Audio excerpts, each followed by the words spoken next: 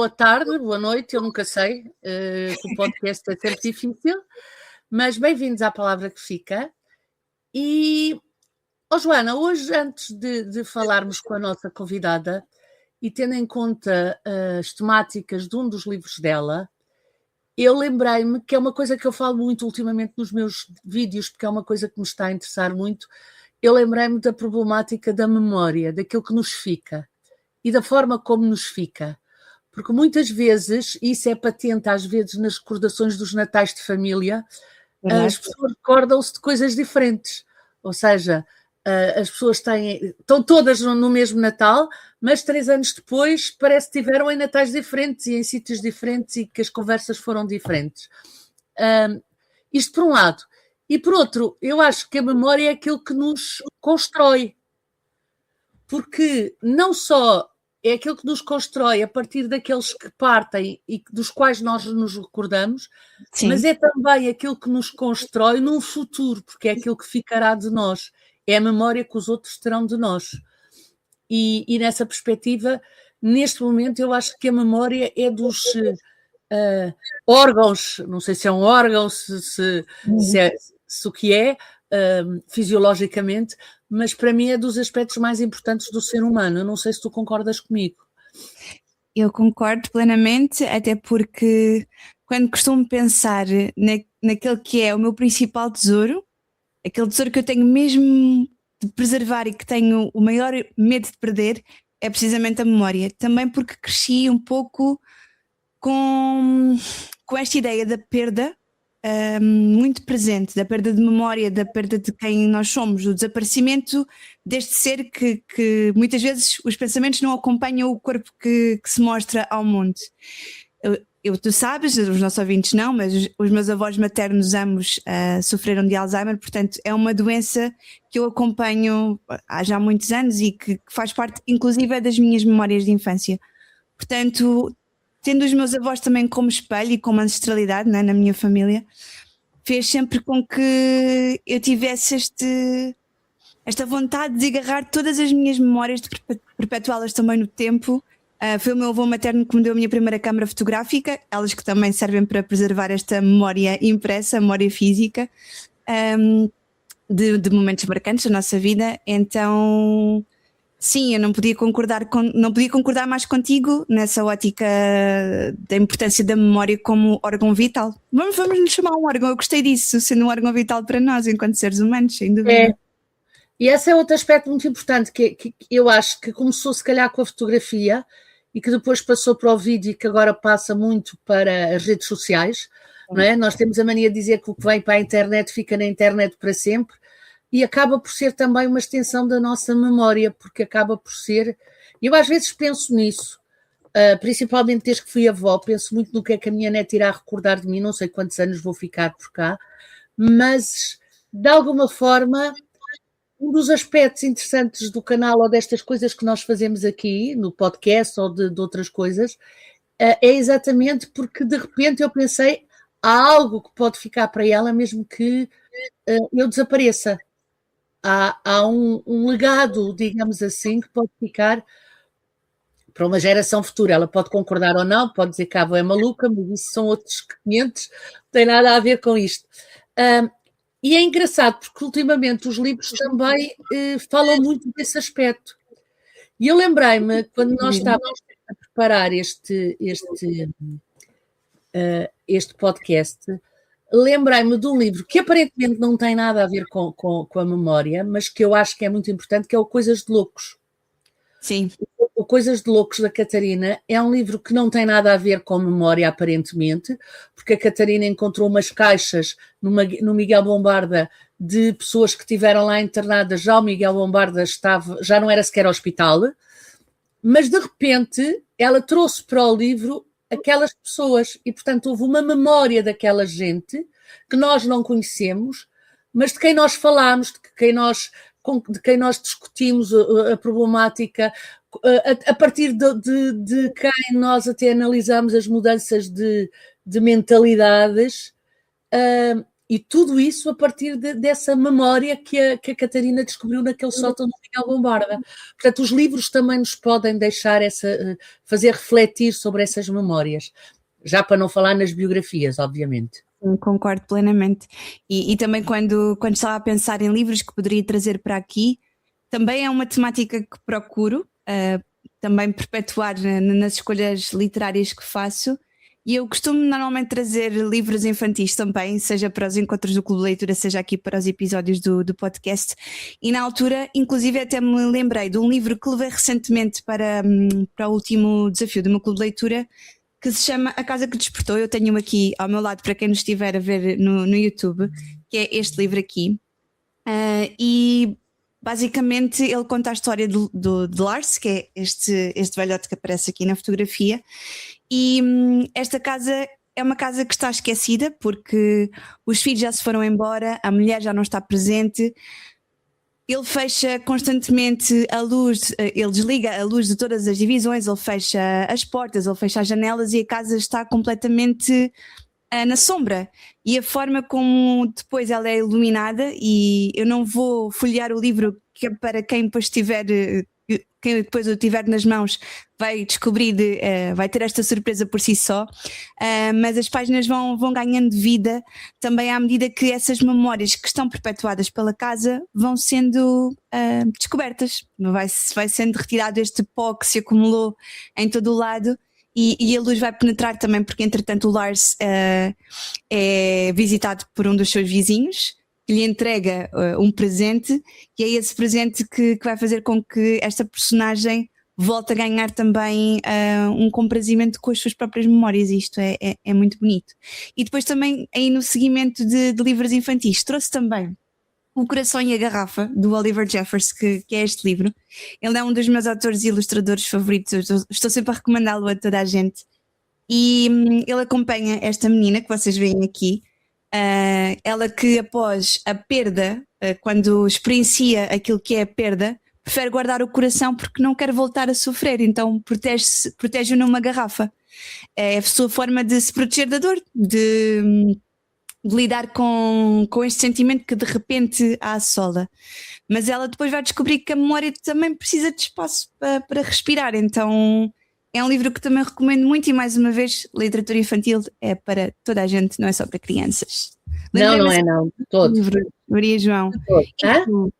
Eu lembrei-me assim destes dois livros quando estava a pensar. Eu lembrei-me do Coisas de Loucos e lembrei-me, eu e os autores portugueses, é logo para onde também vai a minha memória. Lembrei-me de um livro que eu acho que é muito interessante, que não é um livro, é uma coleção de filmes, que é O Contracorrente, do Virgílio Ferreira, que são os diários dele. Uau. E que ele os fez para serem publicados, atenção. Mas é muito interessante porque aquilo começa nos anos 60, se a memória não me falha, e vai até aos anos 80. E eu lembro-me quando li aquilo na faculdade, de ter achado muito interessante, porque tudo aquilo que nós idealizávamos daqueles clássicos da grande literatura nacional, o próprio Virgílio Ferreira, o David Mourão Ferreira, o Urbano Tavares Rodrigues, estão lá todos. Ele era um homem que escrevia sem papas na língua.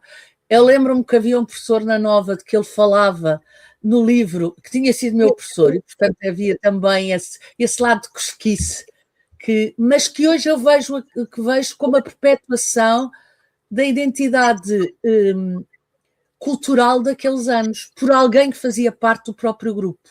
E isso é muito interessante, porque não é uma biografia, é um diário. Ou seja, nós temos os acontecimentos e temos a forma como o Virgílio Ferreira analisava e pensava esses mesmos acontecimentos. E isso eu acho que é muito interessante. Em relação a outros livros, lembrei-me não também de um livro, mas de uma autora que é a Annie Ernaux. A Annie Ernaux, eu acho que volta sempre às suas memórias em todos os livros. Verdade. Em todos os livros ela nos dá a sua vida e aquilo que ela recorda da sua vida. Portanto, eu tenho sempre a sensação, quando leio um livro da Annie Ernaux, que aquilo é o que ela se recorda, não quer dizer que tenha sido a sua vida. E voltamos ao princípio desta conversa, não é? A família que passa os natais juntos e que 3 anos depois cada um recorda uma coisa diferente. E isso também, porque a própria memória acaba por ser seletiva. Concordo, sem sombra de dúvida. E lembrei-me muito da Annie Ernaux. E lembrei-me de um livro que tu também leste, ou não fosse ele asiático, que foi A Lanterna das Memórias Perdidas. O livro é tão lindo, está aqui, olha ao meu lado, Maria João, está aqui. Está aqui. Então queres falar dele? Eu também li. Esse também li e amei de paixão. Sim, olha, eu li-o, salvo erro, há 2 anos. Sim, eu acho que foi 2023, penso eu. Ou ali finais de 2022, início de 2023, não me recordo exatamente quando é que ele foi editado, mas assim, se voltar às minhas memórias, penso que tenha sido nessa altura. E ele tem uma temática muito interessante, porque temos aqui um estúdio fotográfico que serve como pano de fundo para esta história, mas ele na realidade é um portal entre o mundo físico e divino, eu poderia dizer-lhe assim, mas é aquele lugar onde tu chegas antes de teres a tua partida definitiva. E a pessoa que trabalha neste local, ele ajuda basicamente os visitantes a partirem deste mundo, a revisitar as suas memórias antes, como estava a dizer, da sua partida final. E cada pessoa aquilo que pode fazer é escolher uma fotografia daquilo que eu me recordo por um ano de vida. Pode recriar também uma memória a partir desse momento e depois, no final, daí a questão da lanterna, vai criar um filme de memórias que é projetado por esta lanterna giratória. E é muito bonito como a vida se desenrola. Se compararmos àquele momento derradeiro que às vezes é descrito em algumas situações em que quando estás no teu último momento passas a vida toda em revista. Então eu penso que esta lanterna de memórias acaba também por ser um bocadinho isso, é tu olhares para tudo aquilo que viveste, todas as pessoas com quem te cruzaste, por quem te apaixonaste, que te amaram, esse legado que tu deixas nos outros e que tu também levas contigo para outro plano, acredito eu que sim. É um livro muito bonito por isso, e mais uma vez tens aqui também esta espiritualidade, esta ancestralidade muito presente nos livros também asiáticos. E pensando também num livro asiático, Maria João, para além deste, pois também quero saber o que é que tu achaste deste na altura, mas eu não o tenho aqui fisicamente comigo porque eu li no Kobo, mas foi a Loja Coreana das Segundas Oportunidades. Eu não sei se já falei sobre este livro contigo, mas recordo-me de já o ter levado para o meu clube de leitura. E para quem não leu, é assim dos livros mais bonitos que eu li o ano passado. E ele acompanha um sem-abrigo, que é o Doko. Ele do nada, não querendo desvendar muito da história, mas ele acorda na estação central de Seul, salvo erro, e não se recorda de nada da sua vida, das suas memórias mais antigas. Ele recorda-se que é sem-abrigo, que está ali na estação, mas não sabe exatamente o que é que o levou ali. Ele só tem assim pequenos flashbacks que vão aparecendo. E ele de repente tem que devolver uma bolsa que encontrou perdida na estação. E quando há depois um telefonema entre a pessoa a quem pertence essa bolsa perdida e este Doko, ele quando se cruza com esta mulher, que é uma antiga professora e que entretanto trabalha numa loja de conveniência, a forma como os dois se cruzam acaba por ser também o ponto de viragem para esta personagem, porque a páginas tantas ela convida-o a trabalhar na loja de conveniência. E é aqui que ele depois vai criando laços com a comunidade, com os outros empregados. Ele vai transformando também a vida das outras pessoas, fazer-lhes entender que é possível olhar para a vida sob uma outra perspectiva, que existem mesmo novas oportunidades para o futuro e a cada momento, se soubermos fazer ali pequenos ajustes, se calhar às vezes ter só uma conversa, fazer uma ação, um movimento, e esses são sim definitivos determinantes também para que as coisas se desenrolem de outra forma. E aos poucos o Doko vai recuperando a memória, e o resto não quero revelar mais porque fica para a leitura dos nossos ouvintes. Eu esse não li, mas li A Lanterna das Memórias Perdidas e digo-te que gostei muito, tenho exatamente a mesma sensação. Portanto, agora só falta a nossa convidada. Só falta a nossa convidada, verdade, sim senhora. Entretanto, só para, antes de voltarmos à nossa convidada, antes de irmos para a nossa convidada, queria só fazer aqui uma última sugestão, porque eu não sei se tu tiveste a oportunidade de ver, eu não sei se a peça vai voltar a estar em palco, mas tu viste todas as coisas maravilhosas do Ivo Canelas? Não. Pronto, eu tenho aqui, estou a desviar-me do microfone, mas é só para ir buscá-lo. Este livro, o Every Brilliant Thing, em inglês, foi a peça de teatro que deu origem à peça original, e depois a adaptação do Ivo Canelas cá em Portugal, que se chama Todas as Coisas Maravilhosas, precisamente, e eu acho que é uma ótima introdução também para aquilo que vamos falar com a nossa convidada, porque vamos também aqui mostrar como a memória também pode estar associada à doença de Alzheimer e como é que podemos transformar também a nossa visão dessa doença, e falávamos dela ao início quando partilhava memórias minhas mais antigas. E este livro, neste caso, é um livro que transforma a dor da depressão, porque a personagem é confrontada com a depressão da mãe. Então o que decido fazer é reunir uma lista de pequenas coisas boas, pequenas coisas maravilhosas que acontecem na vida e mostrar como as memórias têm muitas vezes a capacidade de nos salvar nos momentos mais sombrios. Portanto, acho que era uma ótima introdução aqui também para a conversa com a nossa convidada, Maria João. Não queria deixar de recomendá-lo porque é mesmo muito bom. Muito bem. Então, Joana, dando continuidade, quem é a nossa convidada hoje? Então, a nossa convidada de hoje é coimbrense, uma coimbrense nascida em 1977, é licenciada em Direito pela Universidade de Coimbra, desenvolveu também formações nas áreas da política e da gestão da saúde, percursos que aqui influenciaram bastante a sua escrita, que é muito atenta às dimensões éticas, sociais e emocionais da experiência humana, e nós vamos falar aqui essencialmente de 3 dos seus livros, que acho também que foram os que mais nos marcaram. Vou aqui já mostrar 2 deles, O Homem Sem Mim e A Breve História da Menina Eterna, que são livros absolutamente incríveis. Podem parecer muito pequenos, mas de pequenos não têm nada, porque têm uma dimensão e uma profundidade gigantes. Ela estreou-se na literatura em 2017. Olha. Que lindo, para quem nos estiver a ver no YouTube, estou a ver que os teus livros estão marcados. Cheios de post-its. E a nossa convidada estreou-se na literatura em 2017 com o ensaio sobre o dever ou manifestação da vontade, que foi um livro que tu também já leste, Maria João. Exato. Foi obra finalista do Prémio Leia, e foi aqui que também iniciou um percurso literário que acaba mais uma vez por ser marcado por esta densidade psicológica que falava há pouco, também aqui por uma reflexão mais filosófica e pela experimentação da linguagem, que foi algo que me surpreendeu muito aqui no trabalho literário da nossa convidada. E vão aqui sendo explorados temas como a identidade, a memória, que tem aqui, que acaba por acompanhar bastante esta nossa conversa de hoje, o corpo, a ausência também e as relações afetivas, as relações humanas. Ao longo do seu percurso tem vindo, sem sombra de dúvida, e espero que continue a crescer com esta dimensão que a sua voz singular acaba por ter na literatura contemporânea atual, e que lhe reconheçam também esta sensibilidade lírica que ela tem, porque é absolutamente bela, é incrível. Eu podia acrescentar aqui todos os adjetivos que estou a encontrar e que me vêm à memória para ilustrar e para agradecer também este lirismo que a Ruth, ainda não disse o resto do nome, mas que a Ruth tem, e esta profundidade imensa que ela tem também na forma como olha para a experiência humana.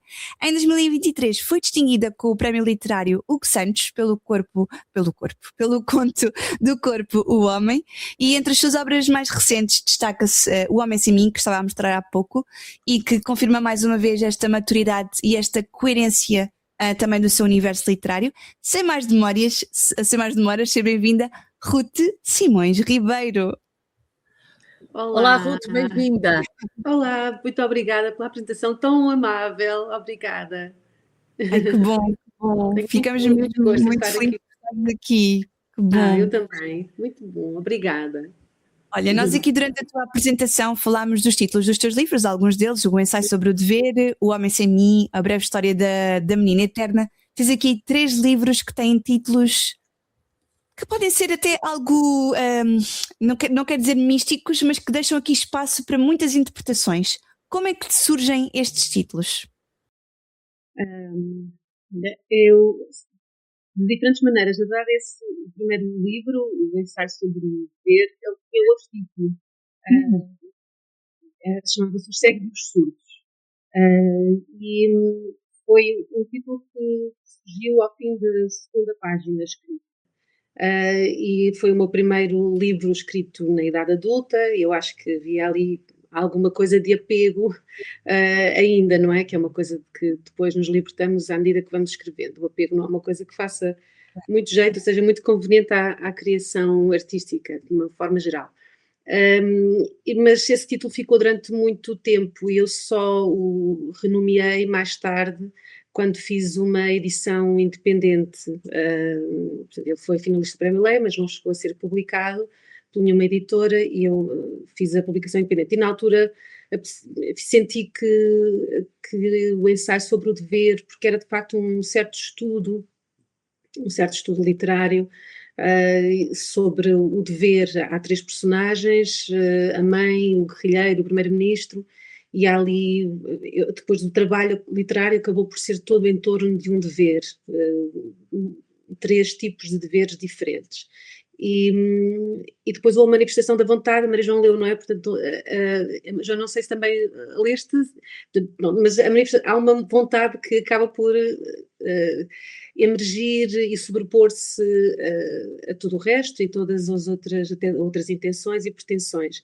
Então achei que esse título fazia mais sentido e fiz essa alteração, ainda que não seja muito fã de alterar nomes de livros, mas na verdade isso acabou também por acontecer com O Homem Sem Mim, porque ele também foi premiado com outro título, que era Do Corpo o Homem, mas depois, quando fizemos a edição, em primeiro lugar, pela editora Nós no Brasil, fizemos do corpo o homem do corpo, enfim, é de facto um título muito literário e até eu às vezes me esquecia como me confundia com o nome do livro e achámos que fazia sentido fazer uma alteração. E é O Homem Sem Mim, é um título escrito na primeira pessoa, e daí não é um homem sem mim, uma outra pessoa qualquer, mas é sem si, não é? O título desse livro, Do Corpo o Homem, o título original, surgiu do próprio documentário no qual me inspirei para a escrita desse livro. Me inspirei, enfim, foi a partir daí, desse trabalho, que é um documentário televisivo, bem interessante, sobre um homem com Alzheimer, o Acácio, e a sua mulher Carminho. E a mulher, a uma dada altura, diz que o meu marido é só o corpo, que é uma frase, enfim, com diferentes nuances, não é? Desde a beleza até à tristeza. E eu quis expressar através do título que do corpo ainda havia o homem. Então é daí que vem esse título. E esse título só surgiu, eu penso que para o final do livro. Os títulos às vezes surgem no início, como esse Os Cegos e os Surdos, outras vezes precisam de que o texto se faça para o título emergir. A Breve História da Menina Eterna teve vários títulos antes, chegou a ser, não sei, já não lembro bem, mas a morte da ingênua Alice M, porque ela chegou a ter nome e depois deixou de ter. E depois escrevinhei num papel até ter várias composições e chegar àquela que fazia sentido. Pronto. Uau! É muito bonita a forma como depois pensas nesta estrutura toda do próprio título, e que muitas vezes nós, antes de termos este podcast, A Palavra que Fica, eu e a Maria João tivemos um programa de rádio Entre Linhas e conversávamos muito com os nossos convidados acerca do momento exato em que nasce o título do livro. E quando ambas estávamos em off a procurar aqui quase uma nova interpretação também para os títulos dos teus livros, porque todos eles, eu penso que para quem os lê vai perceber logo que eles trazem uma dimensão gigante à história, mas que também podem aqui deixar espaço para novas interpretações, novas camadas. Por isso queria também perguntar-te, nesse seguimento, quando estás a escrever cada um destes livros, e possivelmente já estás a pensar em novas ideias também para outros projetos, se partes especificamente de uma imagem, de uma pergunta que fazes a ti mesma, de uma pergunta que também te surge, um questionamento do exterior, uma experiência que viveste, ou é de tudo isto ao mesmo tempo? Sim, é muito diversa a origem de um texto. Os Cegos e os Surdos foi a partir de uma questão: e se fôssemos obrigados a escolher um dos 5 sentidos? E foi esse estudo, esse ensaio. No caso de um outro livro que escrevi, A Alegria de Ser Miserável, foi a partir de uma notícia.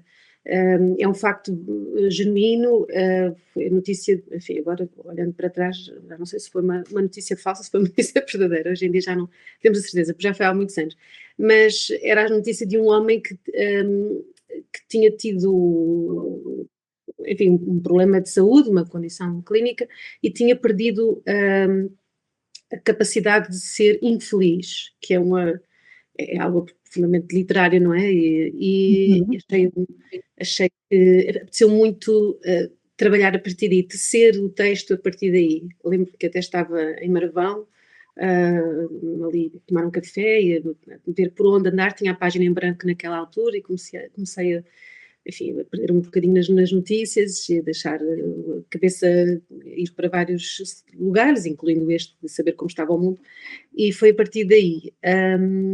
Este Homem Sem Mim foi a partir deste documentário, aquele homem impactou-me muito, principalmente as imagens em que ele, nós vemos em que ele fala sobre como foi olhar para si na televisão, uma imagem qualquer, e ele diz que se comovia muito, que se tinha comovido muito com as imagens daquele senhor.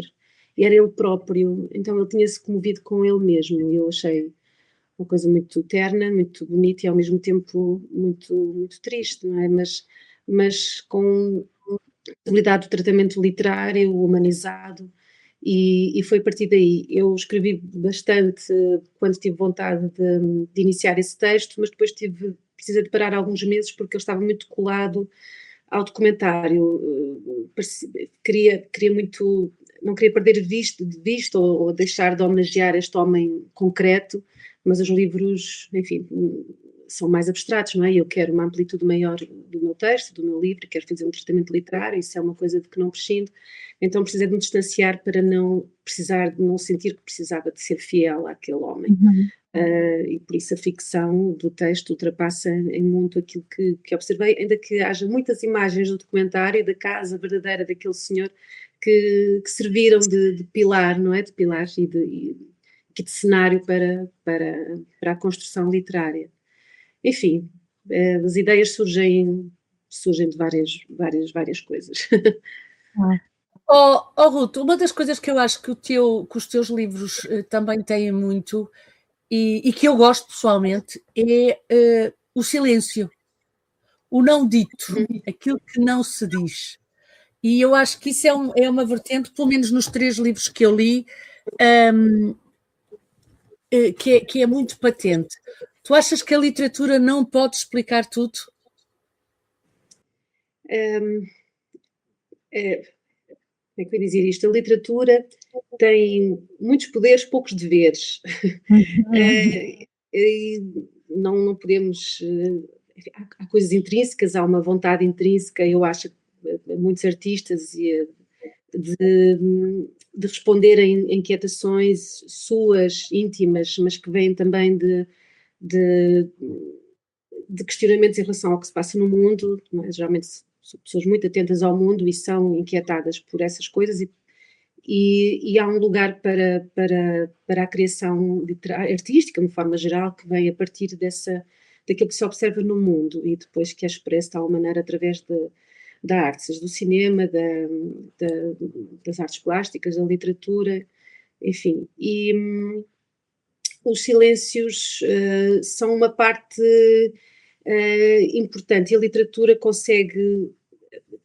Há um material da página, há um material que é o abcedário, o imaginário, enfim, a conceptualização das coisas, a perspectiva do mundo, a nossa observação íntima, tudo isso são elementos e recursos que aplicamos na construção do texto, do tecido literário. E os silêncios também fazem parte disso. É muito interessante teres observado isso, porque eu uso o silêncio, ele precisa muitas vezes o texto precisa dele, por isso é que muitos destes textos têm fragmentos, não é? E há um texto que está escrito naquela página e precisa de haver uma respiração até a nova página. E há um eco que acontece, que se produz a partir do final daquele segmento e que tem de se manter assim intacto e imperturbado, não é? Até à próxima página.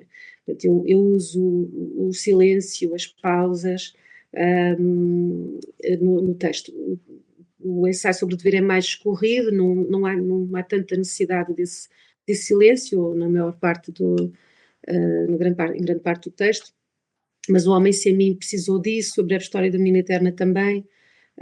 Mas mesmo quando há texto corrido, há ali silêncios que eu uso, não é? Que tem de ser, nada tem de ser, mas que acabam depois por ser preenchidos com o imaginário de quem leia o texto, enfim, mas ele está inteiro, está pleno e usa a intimidade desse não dito, sim. Eu gosto, eu acho que é quase que nós ouvimos o texto a respirar, quase, e eu gosto disso, gosto dessa ideia. E tu sentes que escreves para compreender o mundo ou para o tornar mais habitável? Evidentemente não escrevo para tornar mais habitável, para compreender certamente, já o Saramago dizia isso, não é? Mas todos nós acabamos por fazer um pouco de estudo, de ensaio. Eu até sinto que os meus textos são mais ensaísticos muitas vezes do que narrativos, não é? E por isso há um trabalho de estudo, sim. Na Breve História da Menina Eterna eu precisava de entender e de dar uma volta aqui à ideia da morte, principalmente sendo mãe, constatando, enfim, como se fosse uma novidade, que infelizmente que é algo que virá para todos, incluindo para as pessoas a quem demos vida, a quem possibilitámos a vida, e acontecer-lhes exatamente aquilo que tememos, tanto tememos, e por nosso início, não é? Pelas nossas decisões primeiras de os fazer nascer. E essa foi uma inquietação minha. Eu precisei de estudar e entender e de compreender isso. Foi necessário para isso. E acabo por fazer isso também noutros trabalhos. No Homem Sem Mim eu não sei se precisava de entender alguma coisa, eu não sei se cheguei ao final do livro sabendo mais do que aquilo que sabia quando comecei o livro em relação ao mundo, mas foi um trabalho diferente, foi um trabalho, às vezes não é para saber nada, nem para compreender nada, é só talvez para tratar, para estar perto. E é um homem com demência, e eu senti o apelo muito grande por me projetar num texto a partir de uma primeira pessoa e da mente, não é? De uma mente que não se reconhece, que também eu não entendo muito. Portanto, fazer este trabalho, tentar compreender o mundo a partir de uma mente de pensamentos que já não são íntegros, não é? Que já não conseguem percebê-lo por inteiro, enfim, acaba por ser só um trabalho de relacionamento, um trabalho relacional, mais do que de entendimento, talvez. Não sei, à medida que vou escrevendo, já escrevi várias coisas, e quanto mais escrevo, mais me descomprometo com propósitos. Vou só passando por onde me apetece testar, pegar, não é? E experimentar, e é quase palpável, não é? E é mais isso, é muito experimentalista, de experimentar, tentar todas estas nuances da forma de vida, não é? Das formas de vida.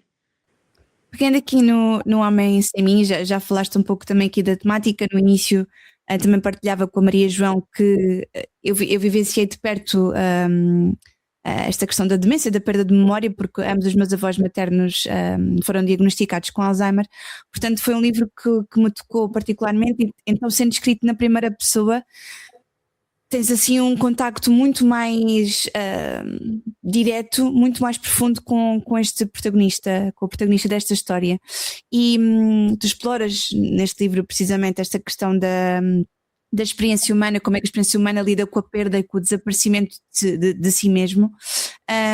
E tu mencionaste a questão da demência, mas em nenhum momento do livro é referenciado este diagnóstico, nós vamos percebendo porque fica implícito, mas não há sequer depois uma menção a esta condição clínica propriamente dita. Portanto, eu queria perguntar-te se tu, ao escreveres sobre esta doença, sentiste esta responsabilidade ética ainda mais exacerbada, se tiveste também algum receio de romantizar também de alguma forma a doença. Como é que depois foi este processo de descortinar aqui um bocadinho mais sobre esta patologia? Uhum.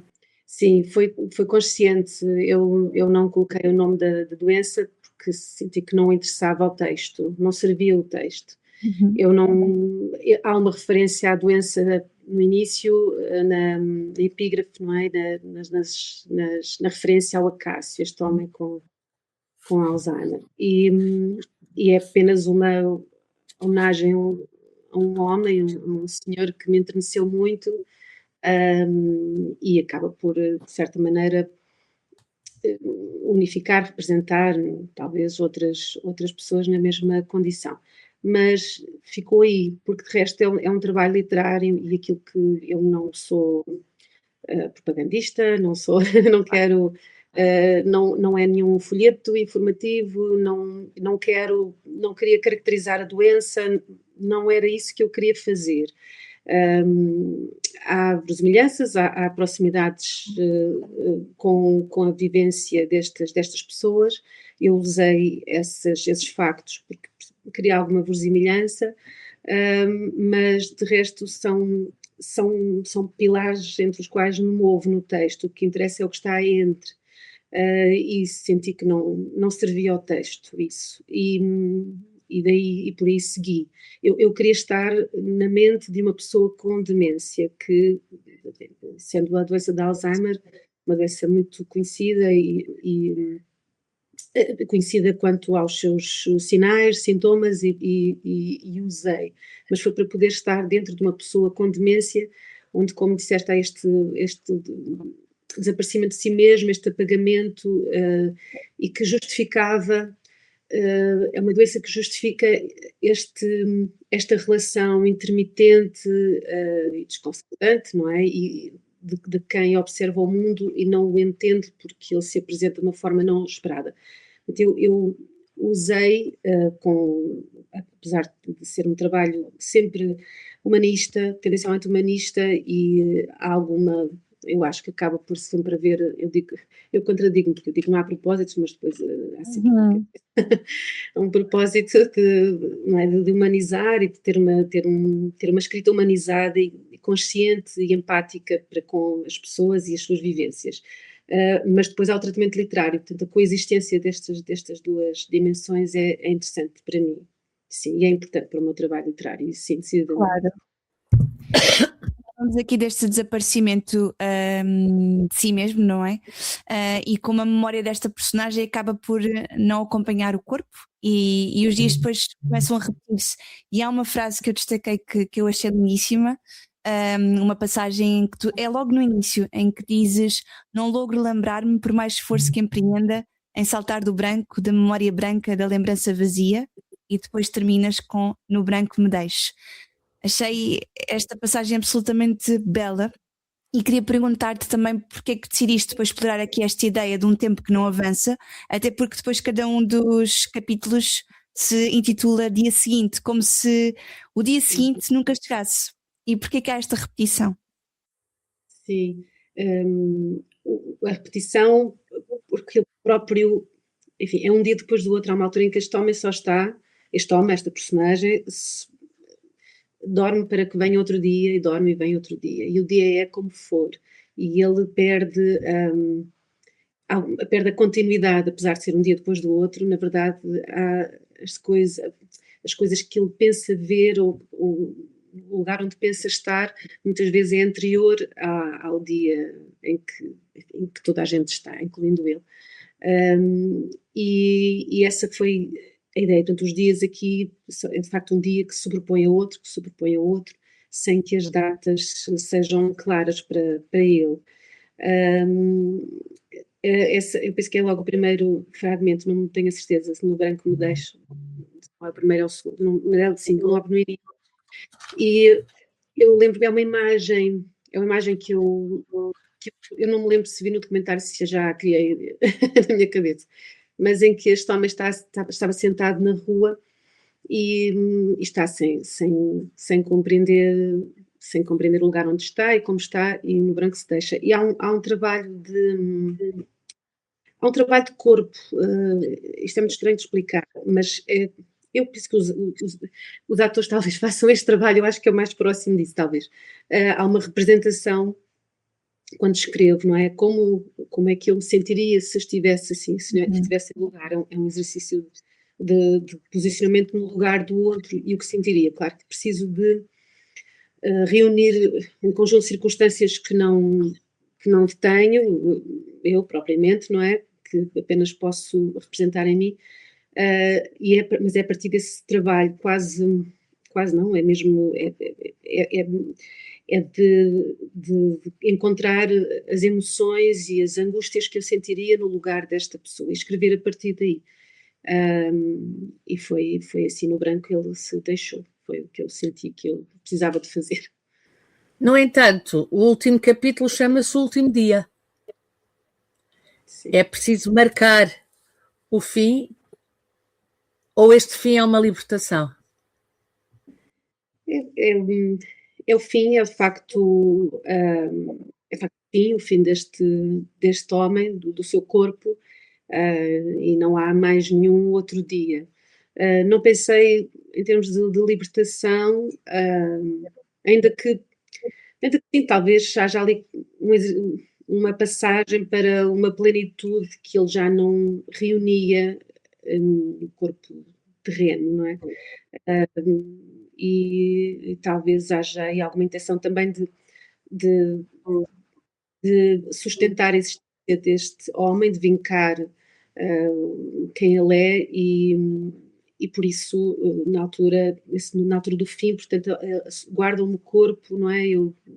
Guardam-me o corpo e o nome, há um jogo que eu faço qualquer com o nome e com o corpo, mas há uma guarda, há uma reserva do corpo, mas o homem, sim, se encontra-se e talvez se encontre em algum lugar, mas eu já não explorei. Mas sim, é o fim. E, na verdade há sempre um fim, pelo menos um fim intermédio, mas a gente só vai até ao fim intermédio e depois disso não sabe mais nada.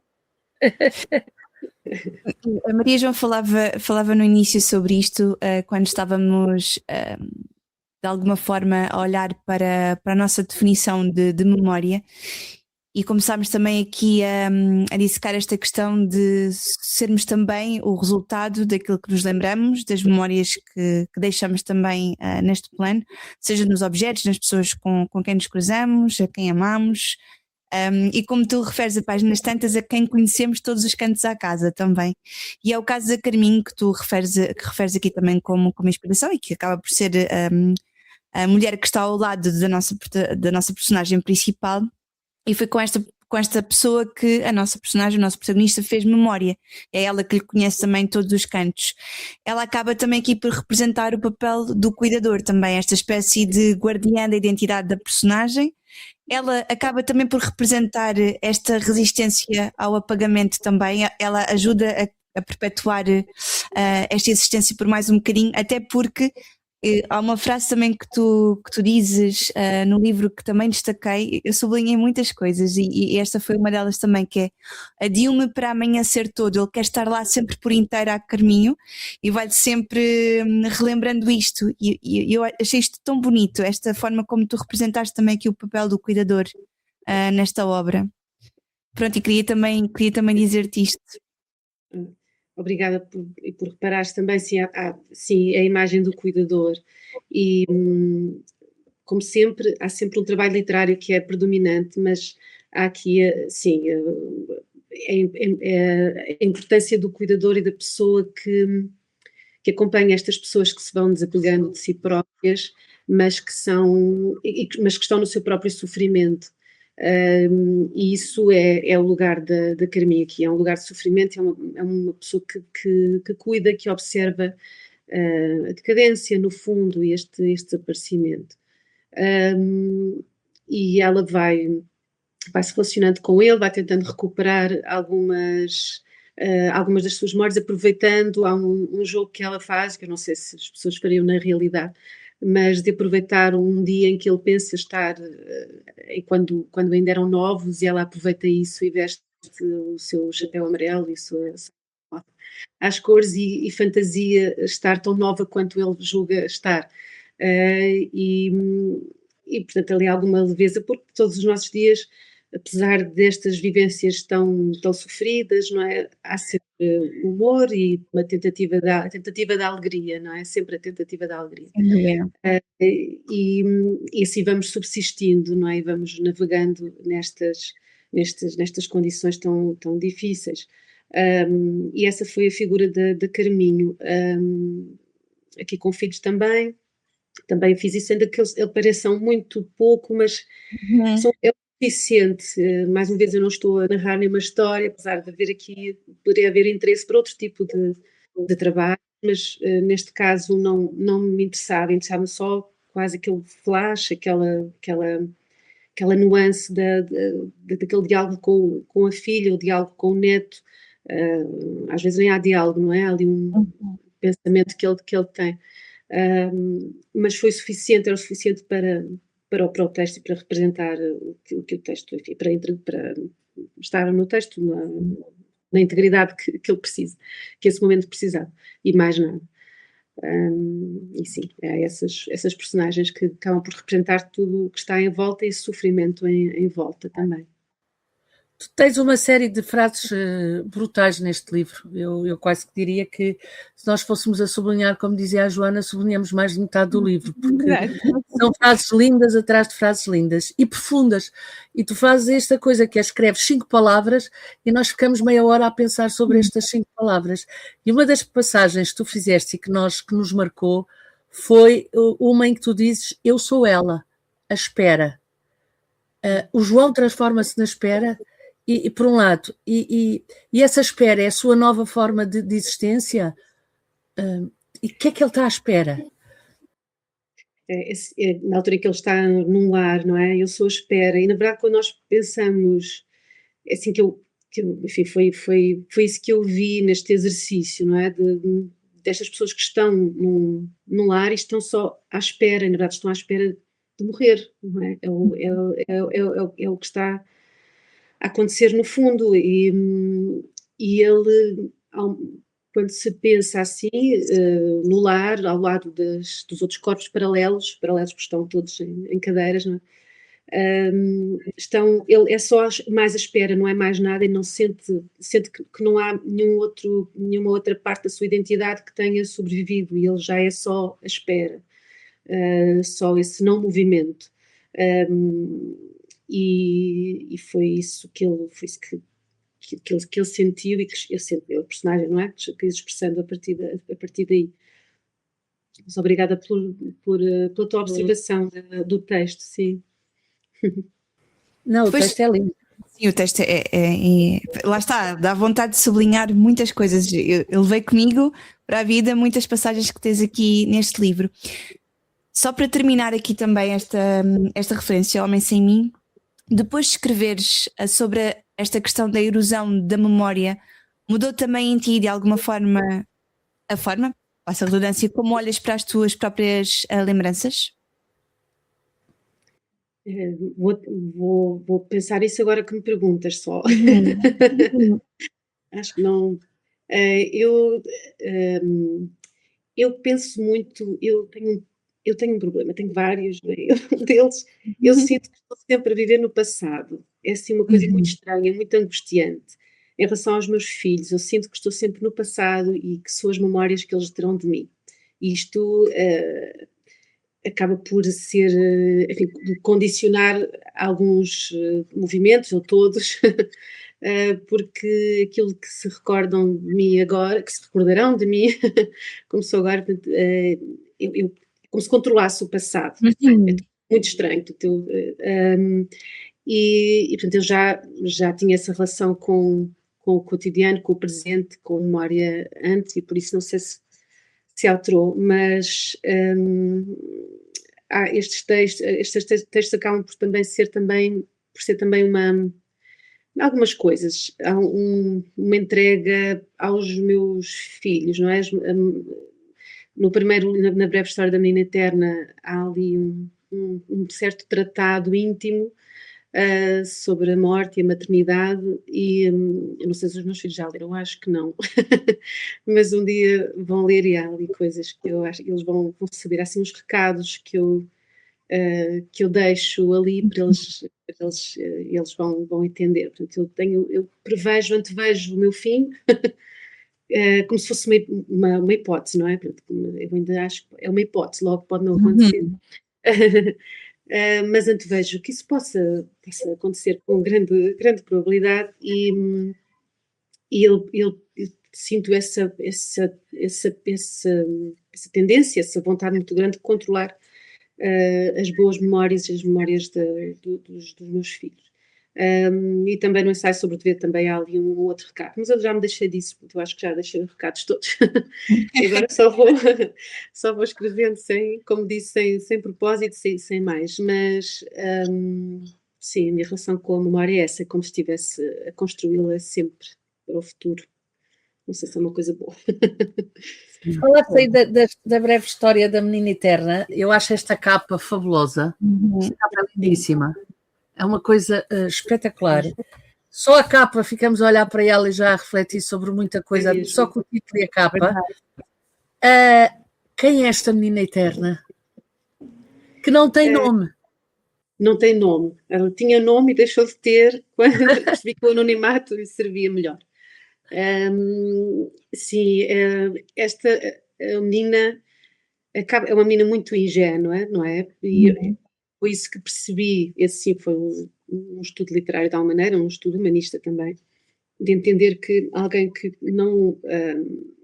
não convive com a ideia da morte acaba por ser muito ingênuo, não é? E foi aí que cheguei. Era assim, o título era A Morte da Ingênua Alicema, acho que já foi, já pouco tinha dito. Era assim o nome, mas depois mudei. E a menina, há uma mãe que aparece muito pouco nesse texto. Muito brevemente, depois fala-se nela. Eu acrescentei, os primeiros parágrafos foram acrescentados depois, já muito tinha sido escrito, se não todo o trabalho.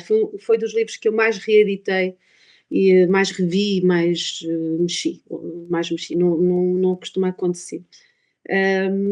E a mãe no início aparece com algumas frases, no fundo, para explicar um pouco aquilo que ela acaba por determinar, não é? E provocar na aldeia, não é? Provocar um comportamento coletivo na aldeia, e para explicar um pouco isso, senti que precisava de acrescentar isso, mas no fundo ela aparece muito, muito pouco, e é esta mãe que, com tanto medo de perder os seus filhos e de tanto não querer a morte aos seus filhos, que resolve não tê-los. Eu não sei se foi uma conclusão a que se chega, enfim, não sei, não sei, já não sou não mãe, portanto eu não sei o que sente alguém que não é mãe, e não me quero arrogar nesse lugar. Mas no meu caso foi uma constatação que partiu do lugar da maternidade feita, não é? Alcançado. É claro que eu não preciso dizer isto, não é? Adoro os meus filhos, adoro que existam, é o grande paradoxo, não é? E eu trabalhei a partir daí. Portanto, esta mãe que de tanto os querer bem, não lhes quer mal, então não lhe dá simplesmente vida, mas depois acaba por ter uma filha, e tendo a filha tenta fazer o mais próximo disso, que é adiar a ideia da morte, criando uma certa fantasia naquela aldeia que relativamente verosímil, não é? Poderia acontecer. Enfim, seria muito difícil, tendo em conta muitas outras coisas, mas não é de todo impossível. Ali interessava-me também alguma verosimilhança. Mas depois há uma altura em que esta menina é confrontada com essa ideia, e é esse trabalho. Porque também há uma coisa que nos acontece quando sabemos da morte de alguém, ficamos sempre muito surpreendidos, como também a ela aconteceu isso.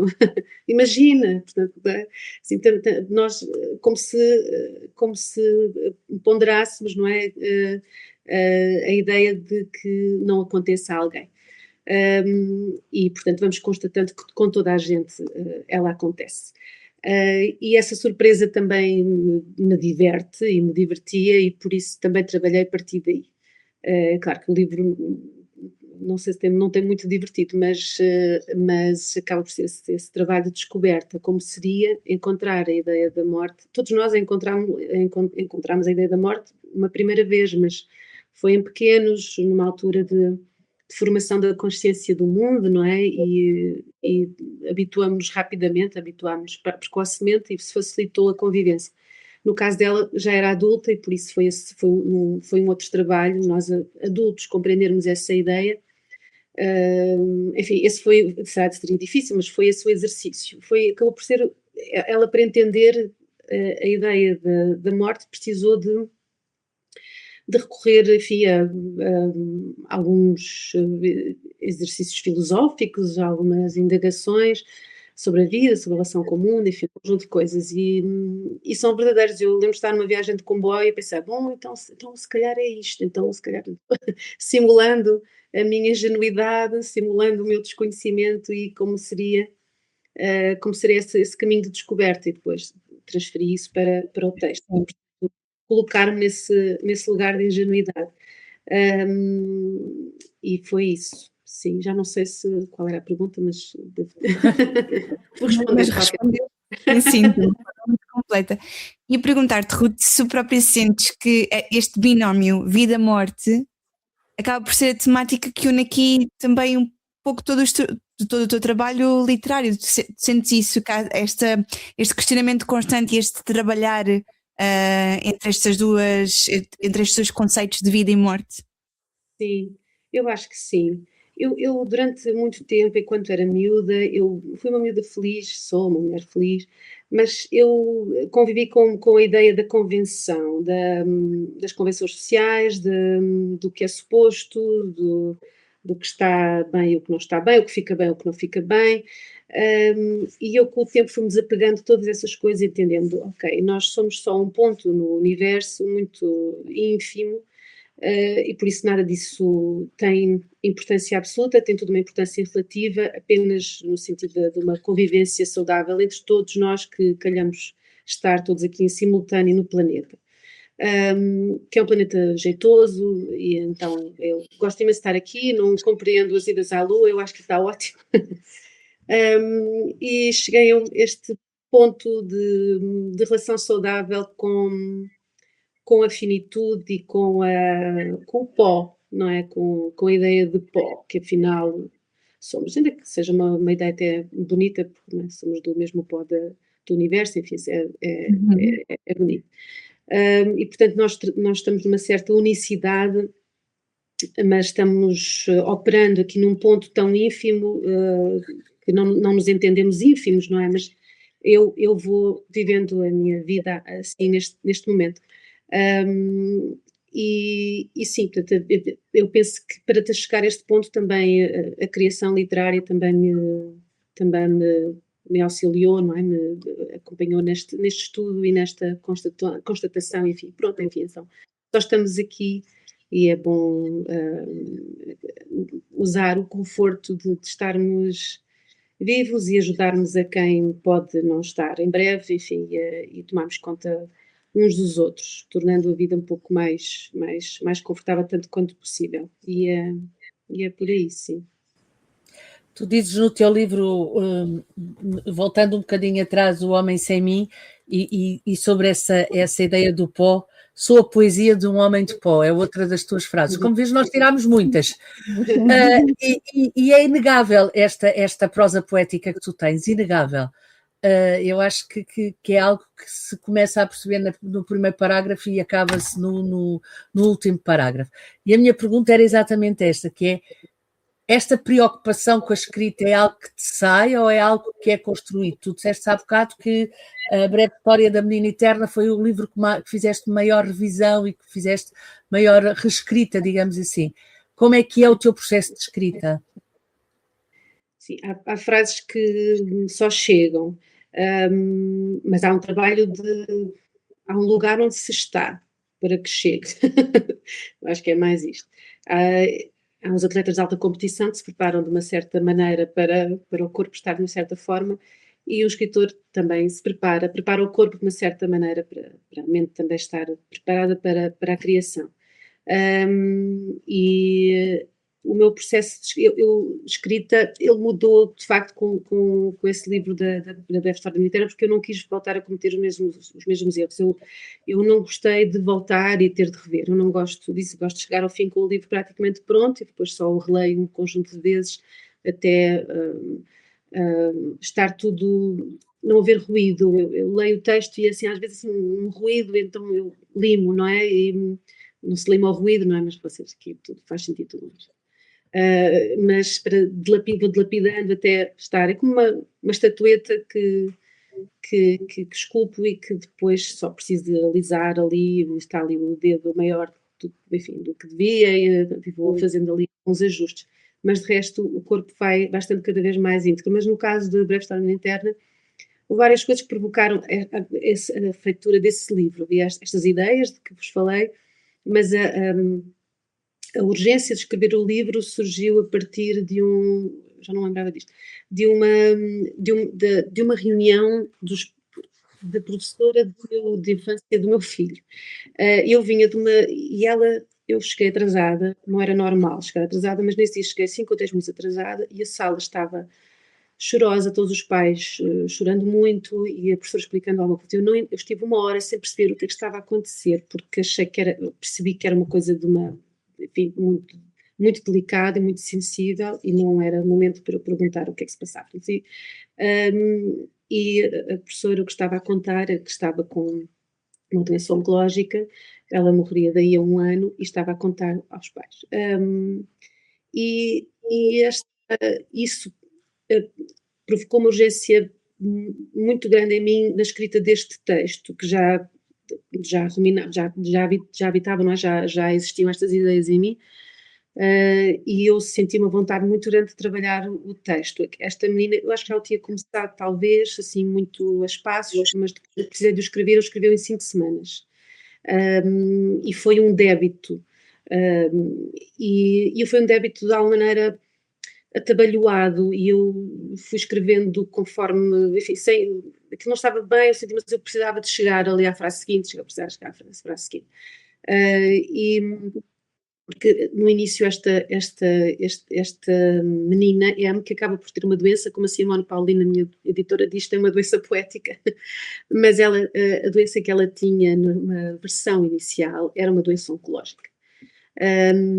Mas depois, mais uma vez, distanciada do texto, eu percebi que não servia ao texto esta doença oncológica, e servia mais ainda que fosse uma doença meio fantasiosa, não completamente fantasiosa, de alguma maneira, mas que servia melhor. Mais uma vez, eu pensando nisto, eu realmente tirei o nome, não chegou a estar sequer, doença de Alzheimer no Homem Sem Mim, e nesta minha terra também lhe retirei a nomeação de uma doença oncológica, porque não servia ao texto. E por isso depois o texto não era o meu texto, não era eu, não me reconhecia no texto e precisei de trabalhar até chegar ao ponto em que me revisse nele. Todos os textos seguintes, a partir daí há uma demora, e perguntavas do processo de escrita, há uma demora na escrita. Eu estou a escrever agora um outro texto, no lugar de uma mulher, e pensando bem, todas têm qualquer coisa, qualquer doença, mas também não vai ser nomeado. Estou aqui a ver convosco aqui alguma uma trilogia sem querer, mas não é propositado de maneira nenhuma. E não será uma trilogia, mas uma trilogia clínica. Mas sim, é uma condição que nos deixa uma personagem e que nos deixa o coletivo, não é? Num certo lugar, e isso é interessante trabalhar em termos literários. Mas para dizer que no processo de escrita agora há esta demora, portanto eu olho para o texto e para a página e uma frase chega e eu paro e vem outra e eu paro, e é muito lento, ele vai se entregando e as palavras chegam, eu escrevo a ouvir música, escrevo em cafés, a música deixa-me num lugar, apesar de eu estar a escrever sobre coisas muitas vezes muito, enfim, tristíssimas eu estou num estado de alegria, estou eufórica por estar a escrever, é assim um estado que a música me ajuda a provocar, não é? Para provocar alegria e esse estado de êxtase. E escrevo a partir daqui, portanto há um isolamento, apesar de estar num sítio público, num lugar público, eu não ouço nada, mas há não sei se é uma companhia, porque é que eu gosto de escrever em cafés, não sei explicar isso. E esse é o processo, portanto há uma lentidão, portanto o texto acaba, eu às vezes preciso, no início de um texto, muitas vezes é precisa mais revisão do que até encontrar o tom do texto, e a natureza do texto. É preciso voltar às vezes ao início e compor e retirar, acrescentar, enfim, isso acontece, mas depois quando eu encontro a natureza do texto, a partir daí é seguir, vou descendo devagarinho, então é mais uma, como se estivesse a fazer crochê, mais uma linha, vai avançando assim, e depois vou só assim afinando, limpando aquilo, uma coisinha, outra, e assim. É muito bonita a forma como descreves o teu processo de escrita, acho lindíssima. Sem dúvida. Ruth, já passou quase uma hora, o tempo passa que é, quando a conversa é boa e interessante, passa que é um instante, e há duas perguntas que nós fazemos sempre no final. E a primeira é, qual foi o melhor livro, e estamos no início ainda do ano, qual foi o melhor livro que leste no ano passado? No ano passado, eu li vários livros, li muitos livros de Saramago, porque há um trabalho de Saramago que estou a fazer, mas eu li várias, gostei muito, A Hora da Estrela, da Clarice Lispector, mas li um que eu acho que esse talvez tenha sido o melhor, que é da Scholastic Mukasonga, A Mulher dos Pés Descalços.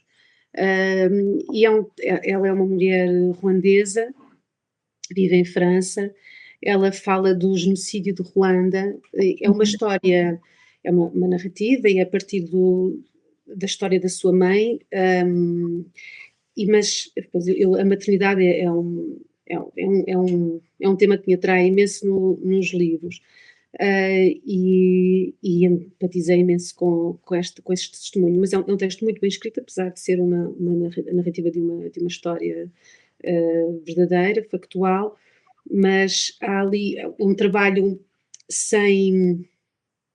não há nada a mais nem nada a menos, não há excesso e também não há falta. E é um texto importante para compreendermos, por um lado, o que aconteceu a partir da perspectiva de uma família e do lugar da mulher e do que aconteceu a um povo, não é? Do que aconteceu a uma população, mas é também um trabalho literário muito, muito interessante e muito importante. Penso que foi talvez tenha sido o melhor, um dos melhores, sim. Fica cá aqui a sugestão. Ótimas sugestões. Embora eu acho que o Saramago também seria uma ótima sugestão. Sim, sempre. É o livro do Saramago. E a última pergunta deste podcast é sempre a mesma e acaba por estar muito bem conjugada com o título, que é: para ti, qual é que é a palavra que fica? E também podemos acrescentar a memória que permanece, já que falámos aqui imenso de memória durante esta conversa. Há uma palavra favorita que eu tenho, mas não sei se é essa que fica. Eu não posso dar duas. Olha, eu começo com esta que tem a ver com o que eu falei deste Scholastic Mukasonga, que é Ubuntu, que é uma palavra africana. Ubuntu, que é eu existo porque eu sou porque tu és, eu existo porque tu existes. E esta existência através do outro. E é uma palavra que me serve muito no dia a dia, na relação com o outro, mas também no trabalho literário. Há até um texto que eu escrevi a partir desta ideia do Ubuntu. E há uma outra que também tem a ver com isto, mas que tem a ver mais com o trabalho literário, que é a intimidade, eu acho. É uma palavra Ok. intimidade, é a palavra que talvez reste no fundo do trabalho literário que faço e é desta aproximação íntima do lugar do outro, no fundo, estas duas palavras estão interligadas, não é? E é um trabalho humanista, não é? Que procura ser humanista, mas sempre, nunca prejudicando e tendo sempre em linha de conta o trabalho literário e a beleza, a estética, isso é algo de que não prescindo, para ser um trabalho literário, para não ser um trabalho de outro tipo, mas é pela via da intimidade com o personagem, enfim, com todas as vertigens dessa existência, da sua existência. Foi uma ótima resposta, sem dúvida, sem dúvida. Muito obrigada mais uma vez por esta conversa deliciosa, porque nós continuávamos aqui a falar durante mais uma hora pela noite dentro, porque nós estamos a gravar este episódio à noite, mas os nossos ouvintes estão a ouvir certamente este episódio a qualquer hora do dia, mas sim, foi uma conversa deliciosa e já queríamos trazer a Ruth há algum tempo, portanto... Até porque havia citações que nunca mais acabavam. Que bom, foi um prazer imenso estar convosco também. Obrigada pelo Muito obrigada. Obrigada. Muito obrigada. Beijinho. Obrigada mais uma vez. Beijinho. Obrigada. Joana, para a próxima. Exatamente. Daqui a 2 semanas será então outro episódio deste podcast e vamos trazer literatura infantil, porque nós começámos esta conversa quando falámos da questão da memória, também aqui com algumas recomendações de literatura infantil, e mantemos-nos no feminino. Já no último episódio estávamos no feminino e vamos continuar também aqui com uma autora desta feita ali para o género literário infantil. Então, boa noite, boa tarde, seja o que for, e leiam. E mais uma vez, muito obrigada, Ruth. No início do ano ainda podem fazer todas as resoluções literárias. Exatamente. Mais uma vez, beijinho, Ruth. Beijinho, obrigada.